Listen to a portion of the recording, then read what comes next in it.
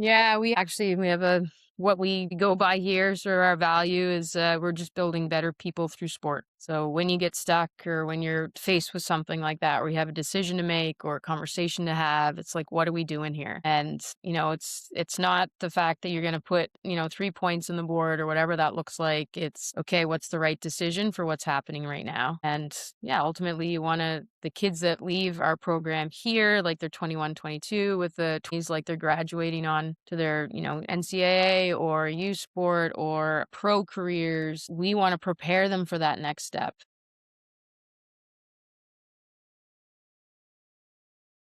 Hi, everyone, and welcome back to Trauma, Training and Transformation, the podcast where we explore how movement shapes the mind, how sport shapes identity, and how the environments we train in can either break people down or build them up. This show isn't just about performance, it's also about a process. Today's conversation is about leadership, resilience, and what it really means to take care of athletes as people, not just players. My guest is someone who's lived with the game from the inside, as a player, as a coach, and also as a role model for the next generation of women in soccer. Cindy Tye is a Canadian soccer coach whose work starts and sits at the intersection of high performance and human development. A journey from the pitch into leadership spaces reflects a deeper question we often don't ask on this podcast, but we are today. When does the jersey come off, and who are we? Cindy, welcome to the show, and please introduce yourself. Thanks, James. I appreciate being on the show. I'm Cindy Tye. I work at Dalhousie University in Halifax, Nova Scotia, Canada, as athletic director and a head coach of the soccer team. I'm also the Canadian U20 head coach. Thank you very much. Cindy, so let's start at the beginning. On your own soccer journey, where did the first game start? What was that like? And where was it in your journey as a person as well as a soccer player? But yeah, it was early. It was pretty early. I had an older brother, and soccer was what we did in the summer in Dartmouth, Nova Scotia. At the time, they didn't have girls' teams. So I played on the boys' teams, and that was not a problem. I enjoyed it because I love the game so much. And when my family moved to Truro, which is a smaller community about an hour away from where I was. I played in a co-ed league, an under 18 co-ed league, and I was 13. I was on my brother's team. And then finally, yeah, my first team that I made that was a girls' team was the first provincial team here in Nova Scotia. So those were my first teammates that were female. I played on a girls' team, which was something that I just felt like I finally found my people when I got there. That's incredible. Looking back then, not having a girls' team to look towards as role models, the big responsibility was on your shoulders, really. Yeah, no, I just love the game. It was just made me feel good. I was, it helps, like I was good at it. I had some success, and yeah, I just wanted to play like a lot of sports, but soccer was the one that kept coming back for me. So when you look at your soccer career, what were the highs and what were the lows? Wow. The highs, I think, are just I think for me, like consistency of movement is a really important piece of my world, and has maintained, it's never changed for me. So in the sport that I was doing well at, it always kept bringing me back. So I think that consistency piece, no matter what's going on in your life, was very important. So that would definitely be like a high that's been steady. Making the national team when I was 28 was a pretty big moment for me. It's a moment that I didn't expect to have. I sort of left that dream when I was like 20, 21, 22. And when that came around, that was pretty cool. Now the lows, yeah, I don't know. I wouldn't say I had too many. Sometimes just like every athlete, you get tired and maybe don't want to go or whatever, but nothing that would bring me out of it. That's incredible, and congratulations on the honours of representing your country. And so Thank when you. you look back at yourself as a player, what parts of that version of you still shows up today as a coach? Yeah, I think there's a lot, actually. I don't know. You can't really get out of it. I mean, I've definitely learned a lot. When I played, I would say I was pretty like a quiet leader by example. And that's something that as a coach I've actually had to work on, like being a little bit more front-footed. Leading by example was easy for me. So you're not always able to do that as a coach. You have to be more direct and giving feedback in a timely manner and what that looks like. And I was always the mediator and someone that just did my job and got out sort of thing. And when you're coaching, definitely you're in the limelight more. And so that's something that I had to learn how to do. Thank you very much. That's incredible, that recognition of who you are and what you became. But when you transitioned from being a player into a coach, was there a specific time that you can remember? Was it an injury? Was it just you realised you had a passion for coaching and that's what you wanted to do? Can you just explain a little bit about that? Yeah, sure. Like I didn't want to, honestly. I was playing, I got injured, and then a colleague of mine or a friend actually at the time, he's like, "You're gonna take a coaching course because you can't play right now." And it's in town. It just happened to be they had some assessors and facilitators there, and I was like, I don't want to do that. Anyway, I did. And when I look back, it was probably one of the hardest like educational weeks of my life because it really I didn't look at things through a coach's lens until I was in that environment. And it really challenged me. And in the end, it's sort of funny because yeah, it prepped me. It gave me certification that I would have needed down the road. And I could make that step a little bit easier when I had to transition. So when you became a coach, what did you realize that you didn't know as a player, but you do now as a coach?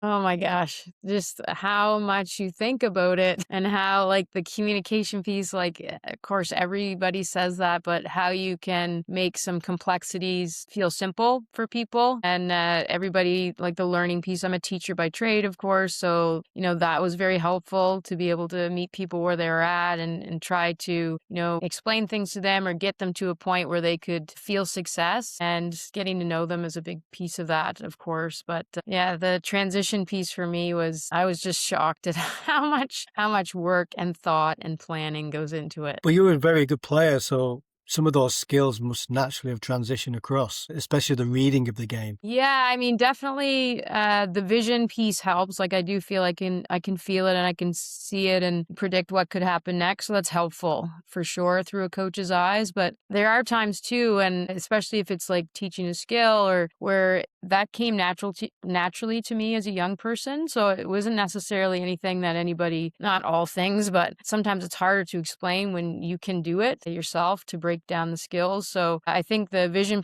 piece helps because I can help predict things for them and explain things in that way and break it down into a deeper meaning, I guess. Really, like we go through a lot of video and what that looks like and what do you see compared to what do I see? Because I really have to see the game through their eyes, like what are they seeing? So yeah, I mean, I think I do help them in that way, but sometimes I have to like pull myself back and be more patient and make sure I understand what they're seeing. So your position on the field is a decision maker, and now being a coach, you have to transition about obviously putting emotions aside. You're just going to make right decisions on the game, especially under the pressure if you want to win or lose. So what surprised you about the leadership piece when you stepped into your new role for the first time as a coach? Yeah, the tough decisions definitely falls on you, and the emotions are sometimes very difficult to put aside. Like especially when you spend so much time with the athletes, the work they're putting in and where they're trying to get to, and if you have to make a call that where someone is like either like deselected or you're making an substitution that may not necessarily be about the player. It might be about the bigger picture, the team, so we can be successful. So yeah, I think for me, that's definitely gotten easier, I would say. I say keeping arm's length with the emotions, but being able to separate them a little bit more and, you doing the job that you need to do. And then afterwards, of course, there's emotions attached that you make sure that you have those conversations to try to, move them through that hard time, whatever it looked like, and on to the next. No, thank you for sharing that. On this podcast, we talk a lot about how movement heals the mind and how you use movement as a positive mechanism for mental health and coping with pressure situations. So from your perspective, how have you seen training become a tool for emotional resilience, not just physical performance? Oh, yeah. Like it's a funny one because I mean, I'm very, very, for me personally, like very active. I do something every day. And we joke around in my house, like everybody lives if I get to move. Everybody continues living. So yeah, I personally use it as a tool. It feels good for me to move. I get clarity and do my best thinking, when I'm doing moving, whatever it is. Or if it's something, more social, like you're out with other people and that changes your perspective too if things aren't feeling good for you. But I mean, in athletes, like I see it all the time. The kids here, we see their marks are in good shape when they're in season for the most part because there's a lot of structure there. They're surrounded by people that are, achieving. It helps them deal with like really it's not surgery in any way, like it's a win or a loss, or you play or you don't play. Like it feels really big at the time sometimes for them. So I think for me, it's really important that I help them find that balance, that they're not just what just happened. One of the hardest moments for athletes is when the game is taken away. I mean, you mentioned yourself about being injured, Mhm. but when you're dealing with high performance athletes, fear of injury, deselection, leading to potential retirement or simply not being picked. How does that help you with players to separate who they are as people from who they are as performers? Yeah, it's tough. Like there's no it's funny when I think about this and I've talked about it, especially like when we went through COVID when games were being, of course, taken away or that movement was more difficult. But there's just no way around it. It's hard. So, injuries hard, deselection's hard. And I think being someone that's not to say there for them, but being honest with them and being kind when if you're having to deliver that news or if something happens that, okay, what are next steps for you? And I was actually just speaking to one of our athletes this morning who's, coming back from ACL. She's been out a full year and she was in the gym by herself and just, yeah, just chatting with her, honestly, like just, and not about soccer or when she's coming back. It's just like, how's school going? Like, how you feeling? How was your break? I think just reminding them that they're more than just what they're doing day to day, which is tough because it's a big part of their world. But in the end, it's a big balance piece, so they don't connect their sole identity to the fact that they can't move at the time. Yeah, I mean, as a coach, it's often you're the one who has to pick up the pieces, especially because they are humans at the end of the day. Sport is a good avenue for them to specialize in and so on. But the times where ACLs, especially in the women's game, Mhm. is quite high. Do you see fellow athletes sharing those experiences to help overcome them? Yeah, I mean, we do. One of the things that we've not changed, but make sure we do is when an athlete is recovering. So if we've had ACL kids, and I'm like I challenge our physios, like whether it's with the national team or with us, and they do a wonderful job. Is like I want you to keep thinking of them as an athlete, and what would it be like for them? Like I want them to come to training, and whatever it is you're prescribing for them, like maybe they can run for 20 minutes or do something that's non-contact. Can they do it with us? So that you're keeping them with the group because the connection piece I think is really important so they're not isolated. Now, you know what? Some kids they don't want that. Like I think that's another thing too is like forcing that hand. There's some kids that need to step away and that's okay. And there's some kids that want to stay connected and however we can help them do that is really important. No, that leads me back to my next question, really. So, what does psychological safety look like in your team, but really in soccer in general? It's not just a concept, but in real daily behavior changes. Yeah, I mean, it's funny like when we came up in a time where, yeah, the direction of, coaches or parents even would look very different than it does now. But the reality of it is the challenges of life haven't changed. So, it's how we deliver that news on whatever that looks like. Like, I mean, we definitely have incorporated over the years the opportunity we have one-on-one meetings with athletes and what that looks like, how that is set up. Instead of, myself talking at them, we make sure like if they want to bring in a teammate, then that's something they can do. We get questions out ahead of time so they get a chance to go over it, give them opportunity to speak on anything else if they want to.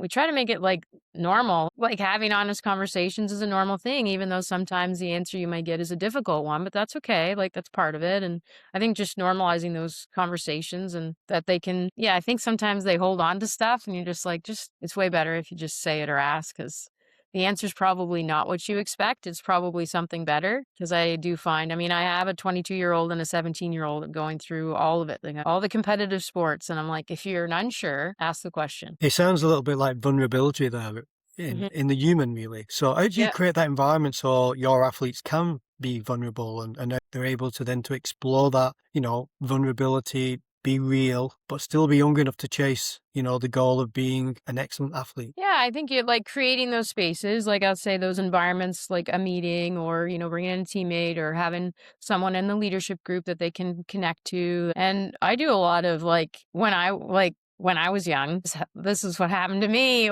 This is my daughter is a great example, like especially when I'm coaching young females, a year or two older than the kids that I coach. And I'm like, look, Emma went through this. she struggled with this or that. So then they're just like, I'm like, it's okay. Like, there's no one in this world that's not having to struggle with something at some time. And we're just here to help you through it. Do you feel and sense that the athletes struggled though with that expectation of being vulnerable? Feel that Uh, it's not necessarily safe because it sounds like you have that kind of connection with the athletes, but then is it a society thing where they feel like they can be that vulnerable and not have any consequence for it? Yeah, I think it's pretty normal. Like they would think, oh, this I'm gonna tell them if I say that I'm hurt or sore, like they may not start me or whatever. Like I think that's pretty normal. Like, and we can only say it so much, like that it's not part of the decision making. But I just think making it part of the normal conversation and also just the recognition for them, like, look, it's not the end of the world. If this doesn't work out in the next game or the next week, then I always tell them, like, the picture changes every day, every single day. So, but your approach needs to be consistent. Yeah. And we're here to help support you. And I think too, like, there's some athletes that don't need it. Like I think sometimes forcing on them, like I have kids, it's funny, like so I maybe call them old school, but some of them are just like, I'm just playing. I'm just playing. I'm going to school. This is great. See you later. Okay, awesome. But that sport then is that out for them, isn't it? It's that Hmm. outlet of releasing that. In your environment as a coach, the elite high performance pathways, they create their own pressures really. The sense of, Yes. one bad performance away from being dropped can define their position on the team or their future in the game. Yeah. So how do you challenge players then to pursue excellence without them trying their self-worth to results? Yeah, I mean, I think especially with the age group that I deal with, I just, yeah, like whatever happens, the sun's coming up tomorrow. And by this time next week, you'll probably have forgotten about whatever's going on right now. Like, and I just try to like normalize like the ups and downs. And I think I set it up for them too, in a sense that I just want to let you know that this is not going to be perfect. Like, it's not. And it's not going to work out the way you want it to most of the time. Like that's just the way it goes. So you just have to be comfortable in that space with that mindset that I'm going to do the best I can every single day. I'm going to stick to the process. And sometimes it's going to work and sometimes it's not. And the longer I stick in the, like, oh my God, this is terrible, when it doesn't, the harder it's going to be. Very much so. And we touched a little bit earlier on about vulnerability, but have you noticed the shift, especially with the female athletes that you work with, how they talk about mental health, stress, anxiety, compared to earlier on in not necessarily just your career, but in society in general? Yeah, I mean, I definitely think there's more space for those conversations. Like it's normalized. We talk about it. We talk about resources. Like the kids last night, there was a webinar that we had. There's Bell Let's Talk Day here, so the kids were watching a webinar together on mental health, and it's a normal conversation. And mental health, like there's that mental health, mental performance. They spill over into each other. Like that's being human, and helping them through that, like giving them resources. Like I said, there's some kids that are just like, no, it's good. And I do have some kids that, need extra support or they need to talk about it. And that's okay too. But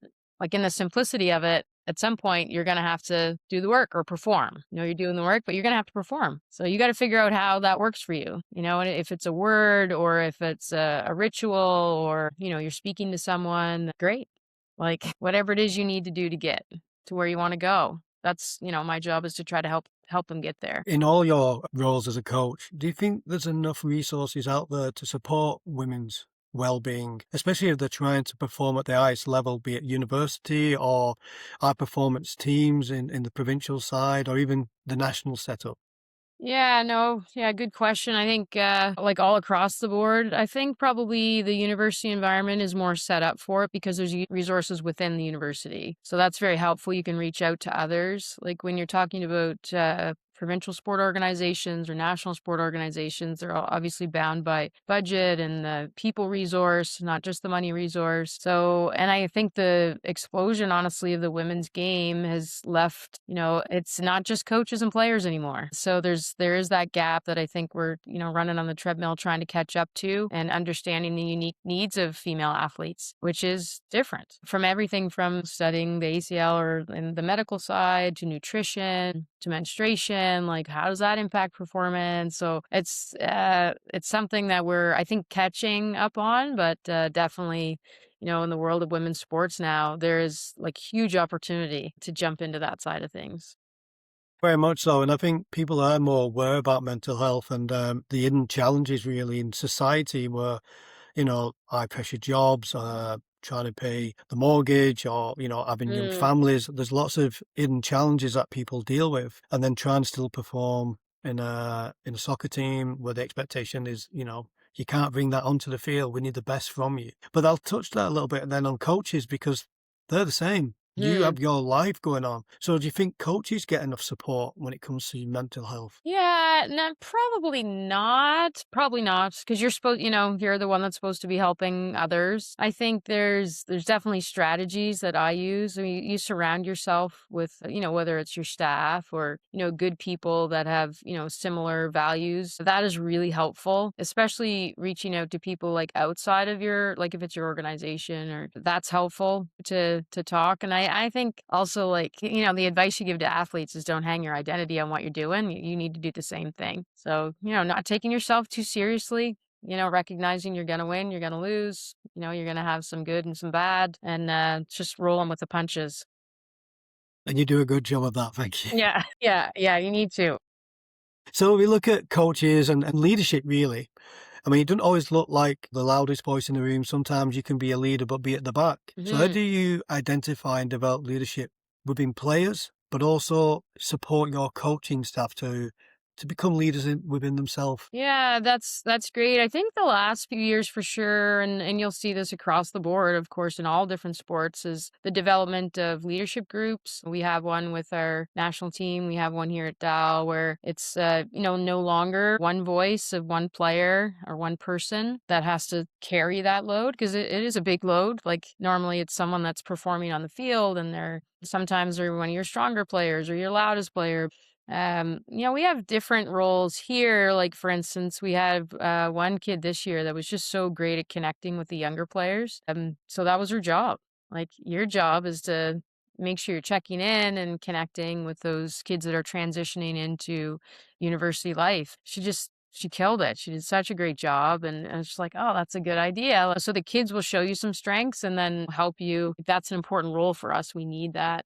So I think creating opportunity for them is a big one. I have on staff with me this year, I have had two previous student athletes, like young, three actually young. They were like a year or two out of graduation. So making sure that, I saw what they could do and that they felt part of the staff and what they were doing was valued, and giving them opportunity to lead is another important piece. You can't obviously hand it all over at once, but making sure that they have a piece and they feel like they can own that piece. So when it's their time to, step to the line or whatever, their voice needs to be heard, that they feel comfortable and confident doing that. Yeah, I really appreciate you sharing that because it is good to hear that people are eager to have them roles and are able to transition smoothly in a way that it helps the team generally to become better, but also helps people to feel safe that they can be themselves. And that goes for you. You've had a career as a player and into coaching, being a woman in coaching, the example that you set of young girls and aspiring coaches. And are you watching them as they watch your journey? Yeah, I mean, it's important. Obviously, like you're in a male dominated profession for the most part. I do get a lot of people ask, like, how that must be hard, or how do you do that? What challenges? And I'm like, I don't like. There's challenges in everything. So, and I have some great male mentors, and I love sport. And I think, I tell, aspiring young female coaches to, yeah, work hard at what you want to do. Like if you really love that, you need to work hard at it. You need to get good. Like that's your responsibility. That's nobody else's responsibility. And, surround yourself with people that you trust that'll give you honest feedback, and, come prepared. And, you got to keep churning. I didn't aspire to, I just was doing what I was doing every day. Yeah. And then you'll figure it out along the way, and sometimes it's a fit for you and sometimes it isn't. Of course, and you've had some incredible roles, be it DAL, the provincial programs, and obviously the Canadian national setup. What has been the most challenging moment in your coaching career, and how did that reshape you? You lead a team? Yeah, I know. It's funny, like, I read that and I was like, I think it would be like a collection of maybe the same moment. So I felt like every step that I took I felt like I wasn't ready. So when I was asked to do on the coaching course, I wasn't ready. When I was asked to go into the provincial program, same. To be the head coach of a Canada Games team, I felt the same thing. National team, same thing.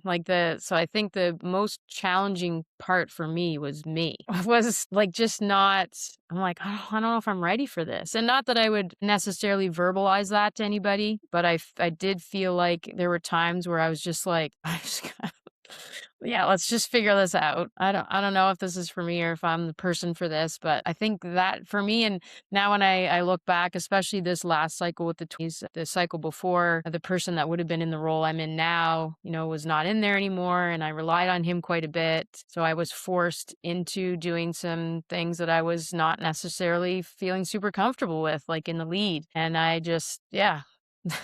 Say dug in and found people that were around me that were good at different things I wasn't, and yeah, figured it out. So I think probably the biggest challenge for me would be and I would say to other coaches, like, take the risk, just do it. Just do it. You'll figure it out. That's incredible. And I think it's a true reflection of you as a person, your personality, your professionalism and your dedication, obviously to be a coach, but also to do the best you can because you want to do the best for your athletes. So here's a tough one for you. So you have an athlete that performs at the highest level, but struggles to contribute positively to the team culture. Where do you draw the line as a coach between person and performance? Yeah, that is age old, that one. I think definitely, and I can think of lots of different examples, and some that worked out and some didn't. And I would say that my responsibility as a coach is to try to crack the code.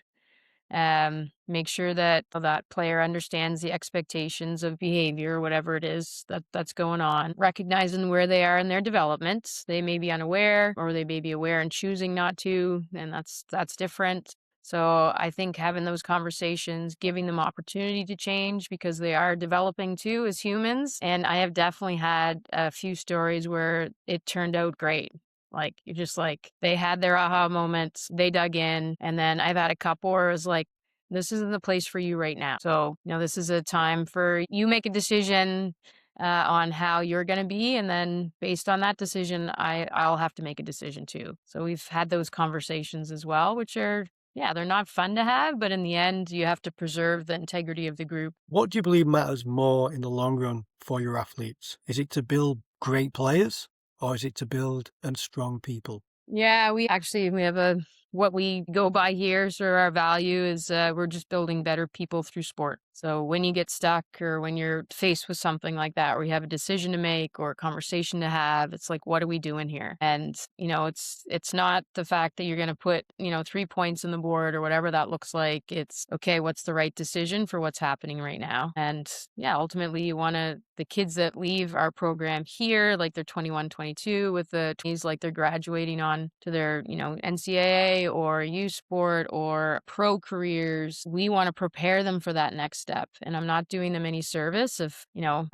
don't do it in a way I know that they're going to get dinged at the next step. So I think that piece, definitely the developing people through sport, is something that we go by here. I love that saying. It's a great mantra for all, not just your athletes, but people in general, to use the sport as a great mechanism, but it's about you first, sport. Yeah. So if you look at your athletes, if you had one of your players, be it whichever team you coach, were asked to describe the impact that you had on their life, not just their game, what would you hope they'd say? Yeah, I No would hope. pressure.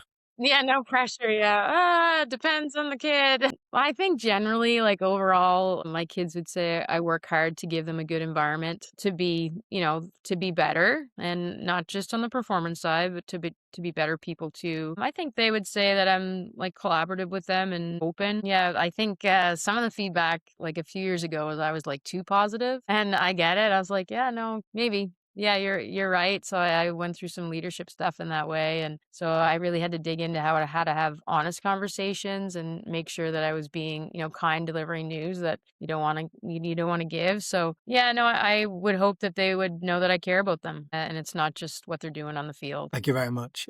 You've got a lot of hats with your coaching career right now. Where do you see Mhm. your coaching career in the future? Boy. Well, right now, obviously I'm here at Dal and loving it. There's like I wear a couple different hats here. The national team, that's been a real gift as well. I've been able to dive into that younger group, and I really enjoy the younger groups, like this age group, because I feel that I probably have a good mindset for them, and where they want to go. It is more development that way. For me, I think in coaching, like it's status quo right now. I love both opportunities, and I'm very grateful to get both of them. But I also love working with other coaches. So I think in the future, and I do that here at Dow with different sports, is something I'd probably dig in a little bit more to, is to be able to work with other coaches, whether it's in soccer or in other sports, which I do get to do here. I can see that in the next decade or so, being on the sideline, letting somebody else lead and just helping out. Then when you do finally step away from the football field as a coach, what kind of transformation do you hope your presence created in the people that you work with at every level that you coach? Yeah, I hope that like from a staff side, I hope they just carry on, and that I've given them the ability to know that they can do that. And yeah, not and I feel like we at Dal here with my staff, they, whether I'm here or not here, obviously, you do make a difference. Everybody makes a difference when they're in or out of an environment, but they definitely have the tools to do what they need to do, and they know it. So, which that's pretty powerful that way, or trying to keep growing people. On the player side, I hope it's the same thing. Like they know, the standards to be the best,